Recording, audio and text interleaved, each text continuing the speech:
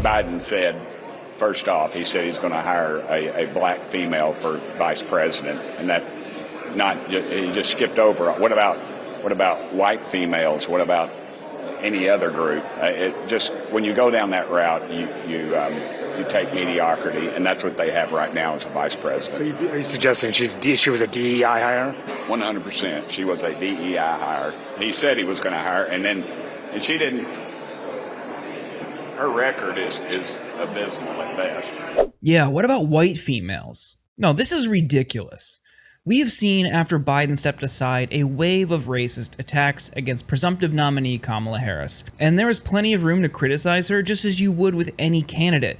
But her race and her gender are not fodder for criticism. It's gotten so bad that Speaker of the House Mike Johnson has told Republicans to stop making racist comments. It has only been 48 hours. Immediately, out of the gate, it was masks off for Republicans. And that wasn't all Representative Tim Burchett had to say. Take a look. The incompetency level is at an all-time high.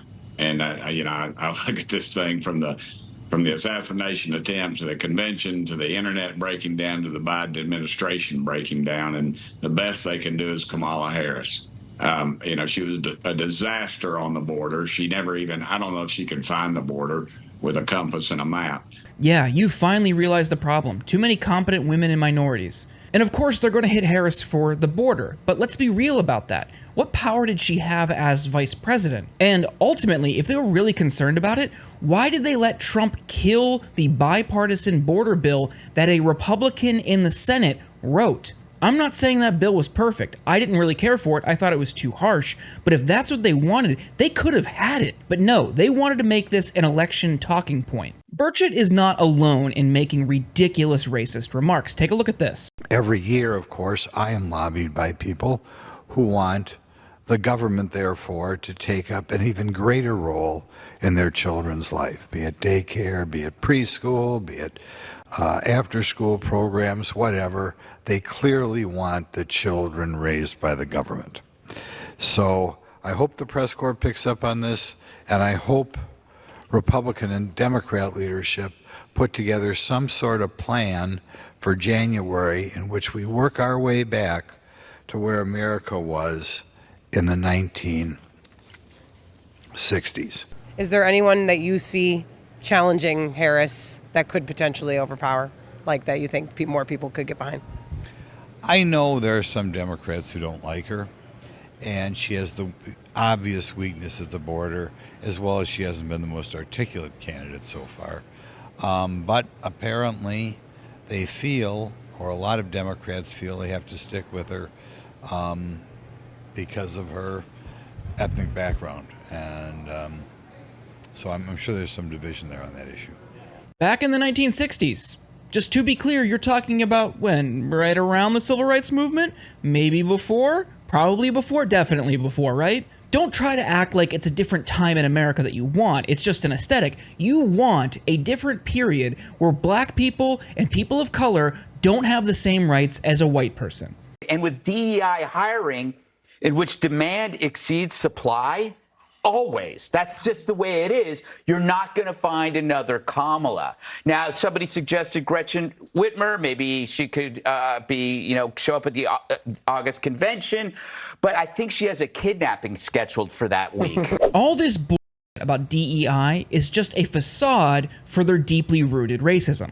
They can't look at Kamala Harris, the candidate, or Kamala Harris, the vice president, or even Kamala Harris, the senator. They have to make it about her race and her ethnicity. They don't really have much to go on the merits. Eventually, maybe someone will talk about her record, and I think that's totally fair game. That's part of an election. But that they immediately went after her over her race and gender shows just how terrible the Republican Party is and just how commonplace racism is in that party. To a normal person, that would be an afterthought. But to them, this is cause for concern. And in doing so, they totally erase her history. They erase her accomplishments, they erase her career, they boil it down to a reductionist, racist point. You can try to make the case that she's incompetent, but it doesn't really land well when this is somebody who has won multiple elections, statewide and then ultimately national, to become vice president. This isn't somebody who was just handpicked out of a crowd, but they know that plays well with their base because their base is largely racist. So what they're doing is winking and nodding to their voters saying, don't vote for her,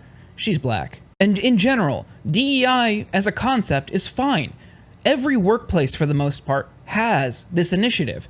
Why wouldn't you want a diverse and equitable and inclusive workplace? Why would you want a boring, homogenous workplace where everyone subscribed to groupthink, looked alike, talked the same? That's boring. You want a diverse set of perspectives in any job, in any role, because it makes everyone better. And in our society, that's what makes America great. Sorry to use that phrase. I don't know about you, but I like meeting different people. I like experiencing different cultures and different cuisines. I like learning about people with different backgrounds and pasts. That's interesting to me. But I also don't hide away in the suburbs surrounded only by white people. Charlamagne, what's your response when you hear white Republican congressman referring to Vice President Harris as a DEI hire? I would say MAGA has a lot of DEI hires too. You know, conservatives have a lot of DEI hires, but DEI stands for delusion, entitlement, and idiocracy. Because they're delusional because they think Donald Trump is their savior. They're entitled because they're a bunch of privileged white men who want everybody else to stay in their place. And the idiocracy comes into play because that's the movie the RNC convention reminded me of the other night. Classic film by Mike Judge. They have tried to use DEI as a replacement for affirmative action, which they previously used to say black people getting jobs didn't earn them. What men do, what mediocre white men do, is blame things. They have no excuse for their failures. The reason that Donald Trump did not get a second term is because he so mishandled COVID that he was fired by the American people. And only their ability to hold their nose and keep running keeps him in the office. To attack a woman, we can attack her policies, we can attack the things that you do, but her competence is above the pale. We don't even have that conversation. I guarantee you this: you have never seen a more accomplished and competent and ready vice president. You know what? I tell you what, I'd rather a vice president who's ready to step in than one that somebody tried to hang. And if you really want to talk about people not earning jobs, just look no further than the Trump family, my God. Remind me again what Jared Kushner's credentials were to oversee relations with nations in the Middle East?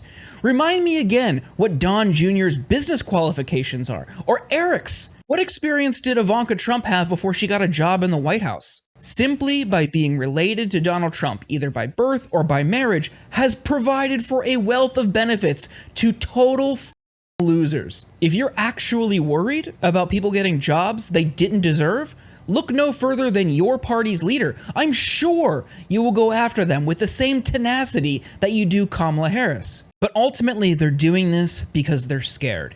They're scared of the contrast that Kamala Harris at the top of the ticket presents for voters. They're scared that a woman who is competent and can complete a sentence, very low bar, but here we are. They're scared that a woman will make Trump look bad because he is the person responsible for overturning Roe versus Wade. It's a political loser. People want abortion rights, and they don't want a national ban. And now, as Republicans try to distance themselves from their attacks on women and bodily autonomy, who better than somebody directly impacted by those decisions talking about it? They're also scared that somebody with a history in the law can take him on his criminal indictments and 34 felonies. And that is a big vulnerability for Trump this cycle. She can prosecute that case. As a young prosecutor, when I was in the Alameda County District Attorney's Office in California, I specialized in cases involving sexual abuse. Donald Trump was found liable by a jury for committing sexual abuse. As Attorney General of California, I took on one of our country's largest for-profit colleges and put it out of business. Donald Trump ran a for-profit college, Trump University, that was forced to pay $25 million to the students it scammed. As district attorney, to go after polluters, I created one of the first environmental justice units in our nation. Donald Trump stood in Mar-a-Lago and told big oil lobbyists he would do their bidding for a $1 billion campaign contribution. During the foreclosure crisis, I took on the big Wall Street banks and won $20 billion for California families, holding those banks accountable for fraud.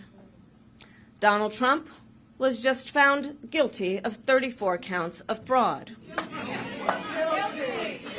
Across the board, there are contrasts that make Kamala Harris a uniquely strong candidate against Trump, and that's why they're melting down. That's why they aren't actually talking about her record, and that's why they aren't talking about the issues. They're talking about her skin color, and they're talking about her gender, because they want you to be distracted by that so you don't focus on Trump's weaknesses.